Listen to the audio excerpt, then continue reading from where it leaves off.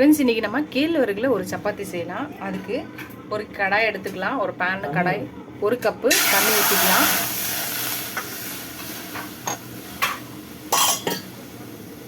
அரை ஸ்பூனுக்கு கம்மியான சால்ட்டு, ஒரு ஸ்பூன் எண்ணெய் ஊற்றிக்கலாம். தண்ணி கொதிக்கட்டும். தண்ணி கொதிச்சிச்சு. ஒரு கப்பு கேழ்வரகு மாவு, ராகி மாவு போட்டுக்கலாம். இப்போ இதை நல்லா கிளறிக்கலாம்.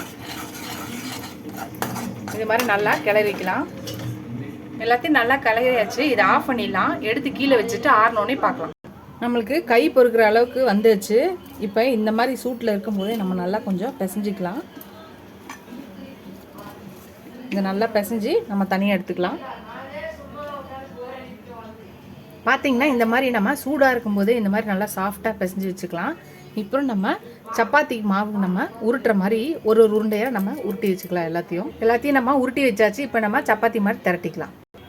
நம்ம இந்த மாதிரி நம்மளுக்கு தேவையான அளவுக்கு கேழ்வரகு மாவு எடுத்து அதில் இது பண்ணிவிட்டு இப்போ திரட்டிக்கலாம். எல்லாத்தையும் நல்லா திரட்டி அதுதான் ஃப்ரெண்ட்ஸ், பாருங்கள் திரட்டியாச்சு. இந்த மாதிரி நம்ம எல்லாத்தையும் திரட்டிக்கலாம். ஒரு தோசைக்கல் வச்சுக்கலாம். இப்போ நம்ம போட்டு வச்ச ராகி சப்பாத்தியை போட்டுக்கலாம்.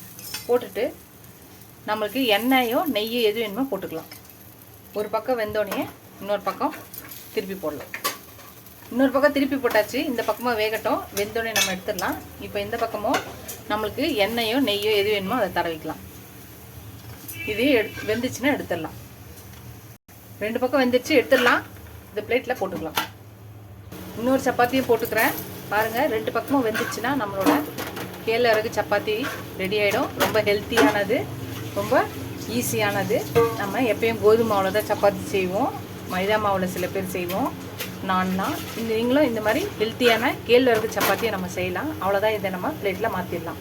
ஃப்ரெண்ட்ஸ், நம்மளோட கேழ்வரகு சப்பாத்தி ரெடி ஆகிடுச்சு. தொட்டுக்க நான் தயிர் வச்சுருக்கேன். தயிரில் கொஞ்சம் சில்லி பவுடர், ஜீரா பவுடர் போட்டிருக்கேன்.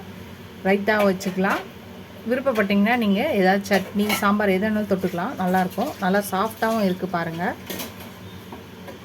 ஸோ அதனால் நீங்களும் இந்த ரெசிபி ட்ரை பண்ணி பாருங்கள். ட்ரை பண்ணி பார்த்துட்டு எப்படி இருக்குன்னு சொல்லுங்கள். ஃபஸ்ட் டைம் என் சேனலை பார்க்குறவங்க சப்ஸ்கிரைப் பண்ணிட்டு பாருங்கள். ஃபுல் வீடியோ பாருங்கள். உங்கள் ஃப்ரெண்ட்ஸ்க்கு இந்த சேனலை ஷேர் பண்ணி சப்ஸ்கிரைப் பண்ண சொல்லுங்கள்.